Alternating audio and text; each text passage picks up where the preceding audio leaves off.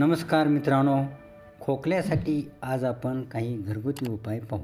अडुळशाचा काढा प्यावा, तुळशीचा रस मधातून घ्यावा, सुंठ, मिरी, लवंग व तुळशीची पाने याचा काढा करून प्यावा.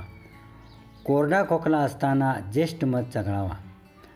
वेलदोडे, सेंदेलोण, मध व तूप याचे चाटण करावे.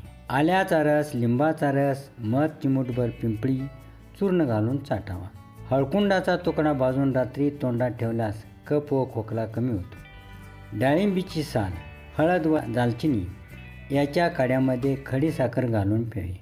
तीळ तेल गरम करून छातीस व पाठीत चोळावे व शेकावे. खोकल्यानंतर आवाज घोगरा आल्यास दुधात सुंठ, मिरे, खडीसाखर घालून वरचे वर गरम करून प्यावे. आंबट तेलकट पदार्थ, दही इत्यादी टाळावे. धुराचा व धुळीचा संपर्क टाळणे देखील महत्त्वाचे आहे.